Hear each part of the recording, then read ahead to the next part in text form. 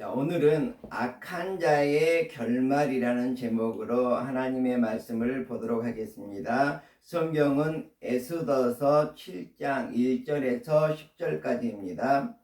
왕이 하만과 함께 또 왕후 에스더의 잔치에 가니라. 왕이 이 둘째 날 잔치에 술을 마실 때에 다시 에스더에게 물어 이르되 왕이 에스더여, 그대의 소청이 무엇이냐 곧 허락하겠노라. 그대의 요구가 무엇이냐 곧 나라의 절반이라도 할지라도 시행하겠노라. 왕후 에스더가 대답하여 이르되 왕이여, 내가 만일 왕의 목전에서 은혜를 입었으며 왕이 좋게 여기시면 내 소청대로 내 생명을 내게 주시고 내 요구대로 내 민족을 내게 주소서. 나와 내 민족이 팔려서 죽임과 도륙함과 진멸함을 당하게 되었나이다. 만일 우리가 노비로 팔렸더라면 내가 잠잠하였으리라. 그래도 대적이 왕의 손해를 보충하지 못하였으리라 하니, 아하수에로 왕이 왕후 에스더에게 말하여 이르되 감히 이런 일을 심중에 품은 자가 누구며 그가 어디 있느냐 하니, 에스더가 이르되 대적과 원수는 이 악한 하만이니이다 하니, 하만이 왕과 왕후 앞에서 두려워하거늘 왕이 노하여 일어나서 잔치 자리를 떠나 왕궁 후원으로 들어가니라. 하만이 일어서서 왕후 에스더에게 생명을 구하니 이는 왕이 자기에게 벌을 내리기로 결심한 줄 알미더라. 왕이 후원으로부터 잔치 자리에 돌아오니 하만이 에스더가 앉은 걸상 위에 엎드렸거늘 왕이 이르되 저가 궁중 내 앞에서 왕후를 강간까지 하고자 하는가 하니, 이 말이 왕의 입에서 나오매 무리가 하만의 얼굴을 싸더라. 왕을 모신 내시 중에 하르보나가 왕에게 아뢰되 왕을 위하여 충성된 말로 고발한 모르드게를 달고자 하여 하만이 높이가 50규빗 되는 나무를 준비하였는데 이제 그 나무가 하만의 집에 섰나이다. 왕이 이르되 하만을 그 나무에 달라 하매 모르드게를 매달려고 한 나무에 하만을 다하니 왕의 노가 그쳤더라. 아멘. 자, 오늘은 우리가 너무 잘 알고 있는 왕후 에스더에 관한 이야기입니다. 자, 왕후 에스더의 이야기는 에스더서에 자세하게 이렇게 기록을 하고 있는데, 맨 먼저 이야기는 그 에스더 이전의 왕후가 있었는데, 그 와스디라는 왕후가 있었는데, 이 와스디라는 왕후가 좀 교만했습니다. 그래서 폐위되는 장면부터 나옵니다. 그래서 아하수에로 왕은 인도로부터 구스까지 127지방을 다스리는 아주 정말 권위가 큰 그런 왕이었습니다.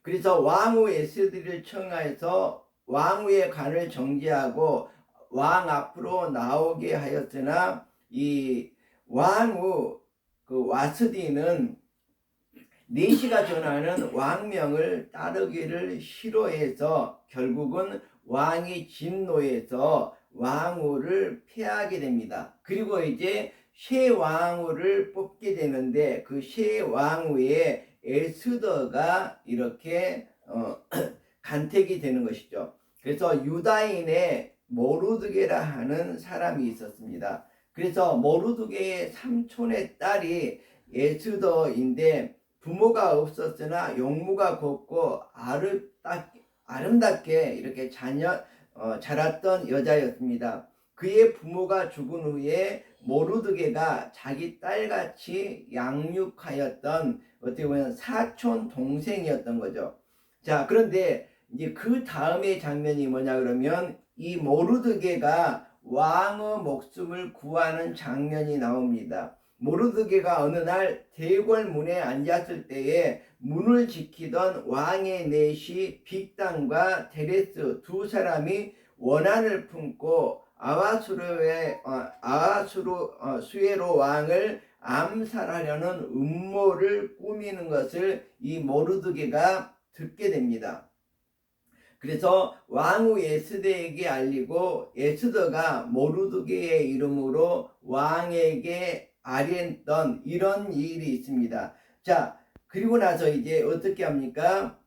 이런 일이 있었고 그 이후에 그 이제 아수르의 왕이 아각 사람 함무다다의 아들 하만의 지위를 높이 올려서 모든 대신들보다도 이렇게 많은 권세를 주는 그런 일이 일어납니다. 자, 그래서 이 하만이 그런 권세를 힘입어서 유다 사람을 멸하려고 계획을 하게 되죠. 자, 근데 이제 그것이 어떤 일로 발단이 되느냐 그러면 대궐문에 있는 왕의 모든 신하들이 왕의 명령대로 하만에게 꿇어 절하는 그러한 이제 그 상황이 대궐에서 벌어지는 거죠. 자, 그런데 모르드게는 하나님을 믿는 사람이기 때문에 하나님께만 무릎을 꿇고 하나님께만 굽히는 사람이지 사람들에게는 굽히는 사람이 아니었습니다. 그래서 모르드게는 무릎을 꿇지도 아니하고 절하지도 아니한지라 모르드게가 정말 하만이 이 모르드게를 눈의 가시처럼 여기게 되고 많은 이제 화를 품게 되는 것이죠. 그래서 모르드게만 죽이는 것이 부족하다고 생각하고 아하수에로의 온 나라에 있는 유다인 곧 모르드게의 민족을 다 멸하고자 이렇게 계획을 하게 됩니다. 자, 이런 일이 있고 나서 이제 에스더가 백성을 구하겠다고 이제 각오를 하고 죽으면 죽으리다 하고 왕 앞에 나아가는 모습이 이렇게 성경에 기록되어 있죠.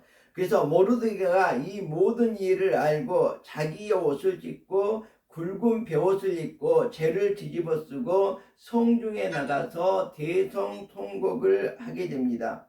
그렇지만 대궐 문까지 이르렀지만 대궐 안으로는 들어갈 수가 없었죠. 복장이 안 갖춰져 있기 때문에 그렇습니다. 자, 그런데 이렇게 대성통곡하자 에스더가 이 소식을 듣게 됩니다. 그래서 어떤 일인지 이제 왕후를 보필하는 사람을 보내서 모르드게에게 물어보니까 하만이 이스라엘 민족을 멸하려고 한다. 유대 민족을 멸하려고 한다. 이런 내용을 접하게 됩니다. 그래서 이 에스더가 모르드게에게 하답하는 장면이 오늘 나오는 것이죠. 당신은 가서 수산에 있는 유다인을 다 모으고 나를 위하여 금식하되 밤낮 3일을 먹지도 말고 마시지도 마소서. 나도 나의 시녀와 더불어 이렇게 금식한 후에 규례를 어기고 왕에게 나아가리니 죽으면 죽으리다. 이렇게 각오를 하고 정말 3일을 금식을 하고 왕 앞에 나아가게 됩니다. 자, 그런데 그 왕이 그 모습을 보고, 그러니까 왕의 명령이 없으면 왕 앞에 갈 수가 없지만 그 명령을 어기고 왕 앞에 갔으니까 잘못하면 왕의 명령을 어겼기 때문에 죽임을 당할 수도 있습니다. 그렇지만 3일 동안 굶고 왕 앞에 선 에스더를 왕이 보니까 너무 아름답게 보이는 것입니다. 자, 오늘 그 대목이 오늘 본문의 대목이라고 볼 수가 있습니다. 그래서 에스더가 왕과 하만을 잔치에 청해서 하만의 음모를 왕에게 알리는 아주 지혜로운 모습이 오늘 본문의 내용이라고 볼 수가 있습니다. 그리고 왕이 이제 마지막으로 모르드게를 존귀하게 하는 것을 볼 수가 있습니다. 그래서 그날 밤에 왕이 잠이 오지 아니해서 명령하여 역대 일기를 가져다가 자기 앞에서 읽히게 됩니다. 그런데 그 속에 기록하기를 문을 지키던 왕의 두 넷이 박다나와 데레스가 아하수에로 왕을 암살하려는 음모를 모르드게가 고발하였다는 그 대목을 읽게 되는 이런 부분입니다. 그래서 이 모든 것들이 하나님의 섭리하에서 정말 유대민족을 멸망에서 구원하는 하나님의 역사를 우리가 여기에서 볼 수가 있습니다. 우리들도 정말 이 하나님의 역사에 동참하고 우리가 저 천국에 들어가기 위해서는 어떻게 해야 될까? 자, 첫 번째 우리들도 구원을 위한 기도가 필요합니다. 온 유대 민족과 에스더가 3일 동안 금식하며 기도했듯이 우리들도 하나님께 구하는 기도가 필요합니다. 자, 그래서 우리들도 정말로 이 하나님의 섭리를 깨닫고 철저히 기도하고 고민하면서 정말 우리의 삶을 준비해야 됩니다. 에스더는 성급하지 않았습니다. 우리들도 성급하면 안 됩니다. 차분히 주님의 뜻을 기다리면서 정말 기회를 보아서 정말 우리들이 하나님의 뜻을 실현해 가야 될 것입니다. 민족을 먼저 얘기하는 것이 아니라 왕은 나의 생명이, 왕비의 생명이 위험하다고 이렇게 말하고 있습니다. 4절에 보면 나와 내 민족이 팔려서 죽임과 도륙함과 진멸함을 당하게 되었나이다. 우리가 노비로 팔렸더라면 내가 잠잠했으리이다. 이렇게 말하고 있거든요. 자, 그래서 여기에서 이 유대의 민족은 왕의 어떻게 보면 커다란 자산인데 이 민족을 멸하게 되면 왕이 많은 손해를 입히게 된다는 것을 이렇게 얘기를 하고 있습니다. 자, 둘째로 그러면 우리는 대적을 분별해야 됩니다. 자, 아수르의 왕은 1만 달란트의 유혹에 넘어가서 정말 그 하만에게 유다 민족을 진멸하라는 조서를 내리게 됩니다. 그래서 많은 돈을 받고 이렇게 하만의 얘기를 듣고 유대 민족을 멸하려고 이렇게 조서를 내린 것이죠. 그래서 왕후는 민족의 진멸함을 앞으로 자신이 당할 손해를 분별하지 못한 왕에게 깨달음을 주는 것이죠. 그래서 세상의 욕심과 탐욕으로 가득 차 있다면 우리는 이렇게 아수르의 왕처럼 잘못을 저지를 수가 있는 것이죠. 자, 사단은 자신의 정체를 늘 숨기면서 우리들에게 다가옵니다.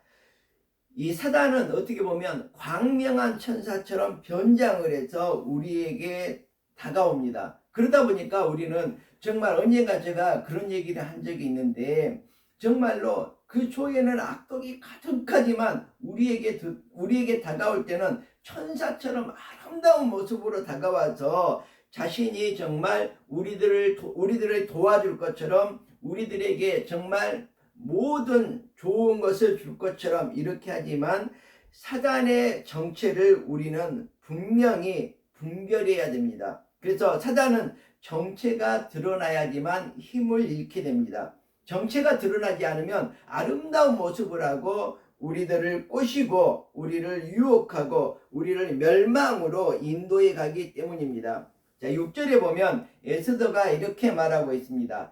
대적과 원수는 이 악한 하만입니다. 하만이 왕과 왕후 앞에서 두려워하거늘 이렇게 자신의 정체가 이제 드디어 드러나니까 두려워서 떠는 것을 볼 수가 있습니다. 그리고 7절에 보면 왕이 노하여 일어서서 잔치 자리를 떠나 왕궁 후원으로 들어가니라. 하만이 일어서서 왕후 에스더에게 생명을 구하니 이는 왕이 자기에게 벌을 내리기로 결심한 줄 알미니라. 이렇게 하고 있습니다. 그래서 결국은 그러면 이 악은 결국 에스더에게 생명을 구걸하는 비참한 처지까지 내려가게 됩니다. 그래서 우리들은 어떻게 해야 되느냐? 바로 대적을 잘 분별해야 됩니다. 대적을 분별하지 못하고 대적을 좋게 여기고 대적을 칭찬하고 대적을 따르고 대적에게 무릎 꿇고 대적에게 절하는 그런 삶을 우리는 많이 주변에서 보게 됩니다. 자, 그리고 세 번째는 뭐냐 그러면 하만을 장대에 매달았듯이 자, 우리들도 대적을 결국은 장대에 매달아야만 됩니다. 왕이 후원해서 돌아오는데 하만이 엎드린 장면을 보게 됩니다. 그것도 바로 에스더의 왕후의 의자에 엎드려 있습니다. 구속사는 이렇게 우연히 일어났다고도 볼 수 있지만 전혀 그렇지 않습니다. 바로 하나님의 섭리가 임했기 때문입니다. 하나님께서 우리의 모든 삶에 역사하시고 간섭하신다는 것을 볼 수가 있습니다. 내 깨로 내 전략으로 이렇게 모든 삶을 계획하는 것이 아니라 우리가 하나님께 엎드려서 회개하고 우리가 하나님께 기도하고 나아갈 때에 하나님께서는 모든 정말 구속사가 우연히 일어나는 것이 아니라 하나님의 섭리에 의해서 하만에게 죄를 물을 수 있는 그러한 여건이 형성이 되었던 것입니다. 자, 예수 그리스도께서 우리 대신 십자가에 매달림으로 우리가 당할 모든 진노를 이미 다 당하셨습니다. 그래서 우리가 하나님의 분노가 이제 그치고 용서의 은혜를 받게 되는 바로 에스더와 같은 그러한 모습을 우리가 느껴야 될 것입니다. 그래서 우리들은 정말 첫 번째로 무엇입니까? 기도해야 되는 것이죠.